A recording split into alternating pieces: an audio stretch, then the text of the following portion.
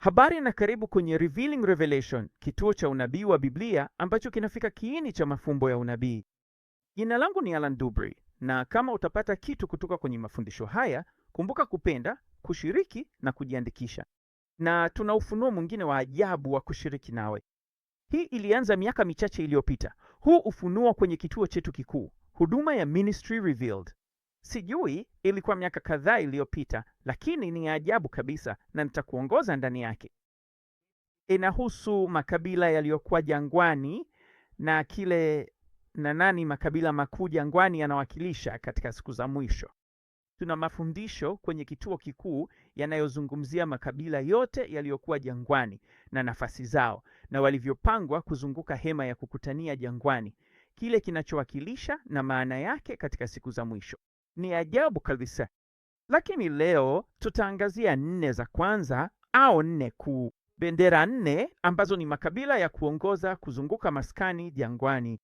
Lakini kabla hatujafika huko, nataka kuwakumbusha kwamba tunajua kuna kuja mara 3 kwa Masihi katika siku za mwisho. So, ndiketu, kama ni mara yako ya kwanza hapa, rudi nyuma na utazame baadhi ya video za kwanza. Tazama baadhi ya mafundisho ya mwanzo na uelewe kile ambacho kimefunuliwa. Kwamba lakini inahusu Mathayo, Marko na Luka, na mwishowe wa mwisho atakuwa wa kwanza. Wa kwanza atakuwa wa mwisho, ambayo ina maana kwamba mwishoni imefunuliwa kuwa Luka anakuja kwanza, kisha Marko na kisha Mathayo. Na utagundua kwamba mwisho wa siku si miaka 7, bali ni miaka 14 na kipindi kifupi kinachoitwa hapo juu, ambacho ni siku 50, ambacho kinaanza na kabla ya dhiki. Ukishaelewa hili, unatambua kwamba kabla, katikati na baada yote ni kweli. Utaelewa jinsi ufunuo unavyotimia halisi, na utaelewa kwamba kuna kuja mara 3 kwa mwana wa Adamu. Kuna kuja mara 3 kwa Bwana katika mwisho wa siku kwa namna tofauti tofauti. Na ya kwanza ni kama mwana wa Adamu, kama mpanda farasi mweupe. Ya pili ni anapokuja kama Masiha ben Efraim, anapokuja kama ng'ombe mwishoni mwa mihuri. Na bila shaka anaporudi na miguu yake kugusa mlima wa Mazeituni kama simba wa kabila la Yuda. Utaelewa jinsi haya yote yanavyotimia pamoja na makabila makuu jangwani. Sasa kumbuka kwanza, katika mafundisho ya Luka unapogundua hilo kuja kwa mwana wa Adamu katika Luka sura ya 21. Na kumbuka, nikisahau kusema ni sura gani nipo, angalia tu upande wa kulia katika Luka sura ya 21. Katika mafundisho yake tunaona kwamba kuna kuja kwa mwana wa Adamu katika wingu. Tulifanya mafundisho juu ya hili. Kumbuka kwamba huu ndio ujio wa mwana wa Adamu ndani yake, na ni neno linalosema katika wingu, umoja, lakini katika Marko inasema anakuja katika mawingu, wingi. Katika Mathayo inasema anakuja juu ya mawingu, wingi. Hizo ni tafsiri 3 tofauti kwa majaribio 3 tofauti ya Bwana, na tumekuwa tukivunja na kuelezea hili katika mafundisho kadhaa tangu tuanze huu mfululizo wa mafundisho. Hii ni ujio wa mwana wa Adamu baada ya kabla ya dhiki na harusi ya siku 7. Huu ni mwana wa Adamu akirudi siku ya 8. Na anakuja kama nani? Anakuja kama mpanda farasi mweupe. Huyu ni mwana wa Adamu akija kama mpanda farasi mweupe, jambo ambalo pia tumelifundisha hapa. Jambo linalofuata ni kumbuka katika mafundisho ya Marko sura ya 13. Baada ya dhiki hiyo, ambayo inamaanisha baada ya mihuri 6 ya kwanza, tunaona nyota za mbinguni zitaanguka, na ndipo wataona mwana wa Adamu akija juu ya mawingu, wingi, tofauti na kile Luka alisema. Mwisho wa mwaka wa 6 wa mihuri, wakati kila mtu anapaniki na kusema, milima na miamba tuangukieni na kutuficha kutoka kwa uso wa yeye aketie juu ya kiti cha enzi na kutoka kwa ghadhabu ya mwanakondoo, kwa maana sikukuu ya ghadhabu yake imekuja, na ni nani atakayesimama? Sasa kwa nini wanapaniki? Basi unaweza kufikiria tuna mafundisho ya ajabu sana kuhusu hili kwenye chaneli kuu, ambayo yanaeleza kile kitakachoonekana hapa, au uelewa wa kiasi fulani wa kile kitakachoonekana hapa. Na ni ajabu kabisa, kwa sababu kumbuka, wanaogopa kuona kitu, na si Bwana anayekuja juu ya mawingu ili wote waone. Anakuja na jambo fulani ambalo ni la kichaa sana. Au hakika, sipaswi kusema kuhusu jambo fulani, bali kuhusu jambo fulani. Ni pori sana.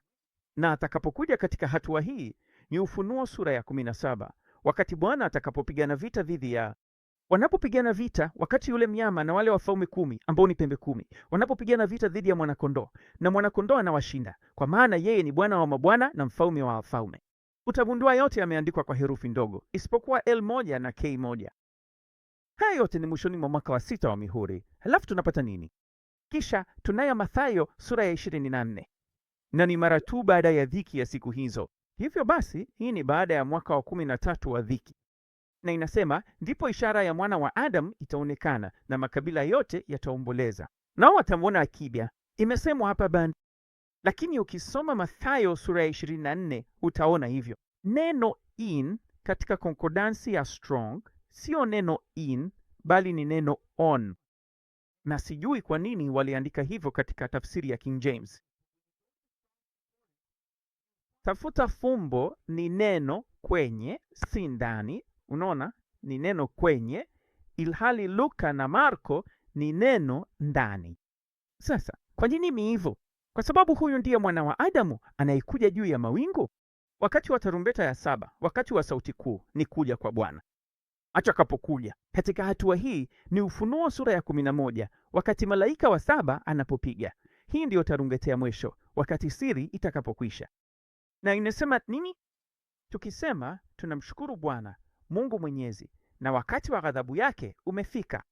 Unaona, ni ghadhabu tofauti. Kwa nini? Kwa sababu ni vita vya Ufunuo 19. Sawa, anapokuja na vazi lake likiwa limechovya katika damu ili kukanyaga shinikizo la divai na ukali wa ghadhabu ya Mungu Mwenyezi. Unaona hilo, na inasema, na imeandikwa kwenye vazi lake kwamba yeye ni mfalme wa wafalme, Bwana wa mabwana. Kila kitu ni herufi kubwa, sio vita sawa. Kwa hivyo unaona, kuna kuja mara 3 kwa Bwana, na haya ni mambo ambayo tumeyachambua kutokana na mafundisho ya awali, na nilitaka kurudia. Kwa hivyo unakumbuka, kwa kweli kuna kuja mara 3 kwa Bwana. Moja karibu na mwanzo, yapata wiki moja baada ya kabla ya dhiki. Moja kuelekea mwisho wa mihuri, baada ya mwaka wa 6 wa mihuri, na moja tena katika mwaka wa 7 wa tarumbeti. Anarudi tena. Sasa acha nithibitishe ninachozungumzia kuhusiana na makabila yaliyo jangwani. Ukiangalia Nambali sura ya 2 utaona kwamba kabila linaloongoza ambalo bendera yake inatumika upande wa mashariki ni kabila la Yuda, na bendera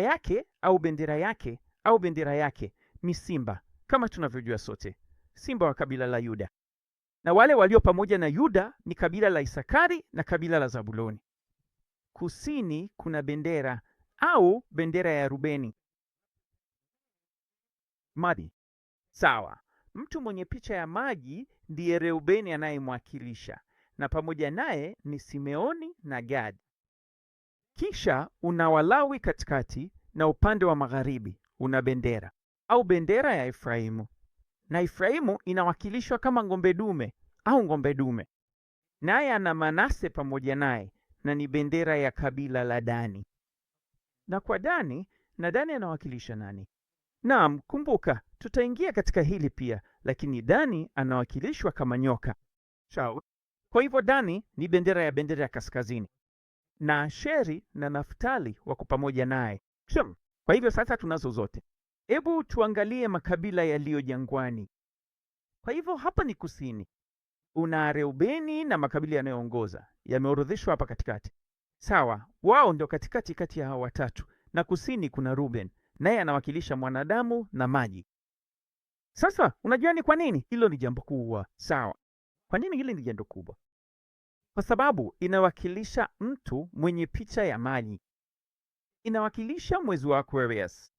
Kwa hivyo nilikuambia sitafanya kuweka tarehe au mambo kama hayo kwenye chaneli hii, lakini nitakwambia kwamba katika mwaka wowote itakapotokea itaanza katika mwezi wa Rubeni. Ni mwezi wa Aquarius ambao tuko ndani yake hivi sasa, ili tuujue. Na kwa nini hii ni muhimu? Kwa sababu Rubeni ndiye wa kwanza. Rubeni anamwakilisha mwana wa Adamu anayekuja katika hotuba ya Luka. Anamwakilisha akija kama mpanda farasi mweupe, kama siku 40 za kuonya katika sehemu iliyo hapo juu ambayo tulizungumzia baada ya harusi dhaifu. Sasa angalia Efraimu aliko magharibi, naye anawakilishwa na ng'ombe au fahali, au unaweza kusema nyati. Huyu ndiye anayekuja mwishoni mwa mwaka wa 6 wa mihuri katika hotuba ya Marko. Unapomwona na kila mtu anaogoka, na atamshinda mnyama huyo kwa mara ya kwanza, na pembe kumi zilizo pamoja nao. Lakini basi tuna damu. Yesu anawakilishwa kama Dani, kama nyoka. Naam, bila shaka si sawa. Na jambo lingine kuhusu hili ni tunajua kama tulivyokuonyesha, na tunaweza kwenda saa nyingi zaidi kwa kina tukichambua mambo haya yote na mahali yalipo katika maandiko. Aji mara 4, ingawa kuna makabila 4 ya kuongoza.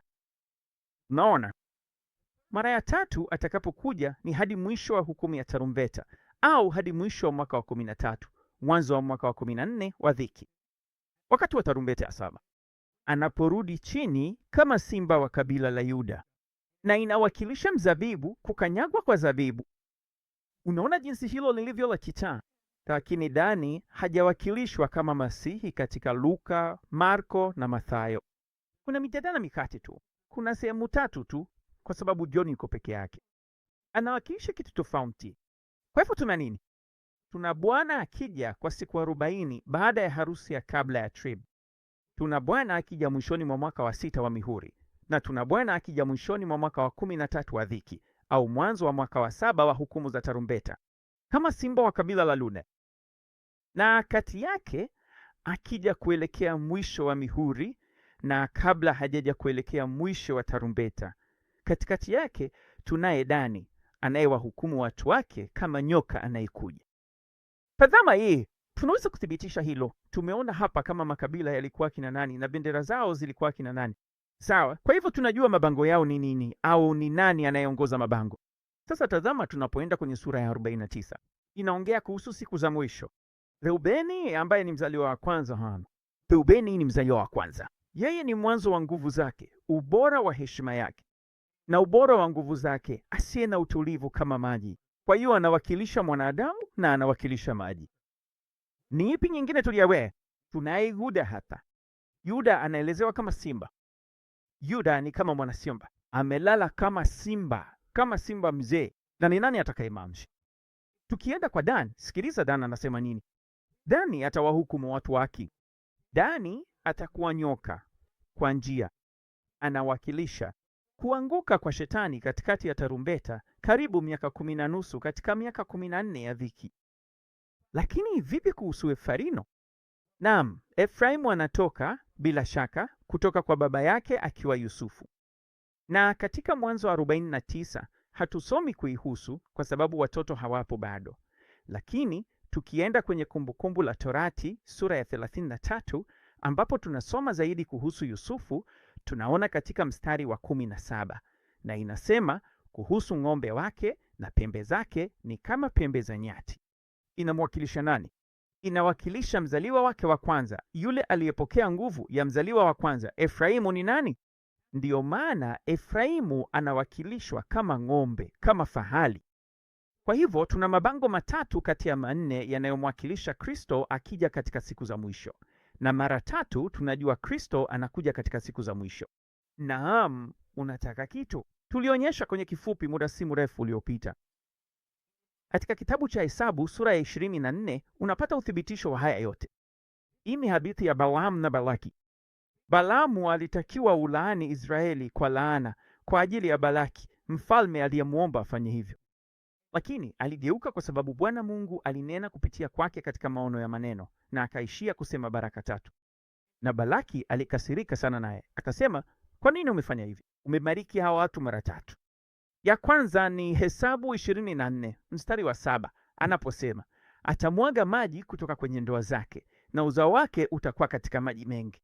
Hii ni yeye akija katika Luka kama Reubeni.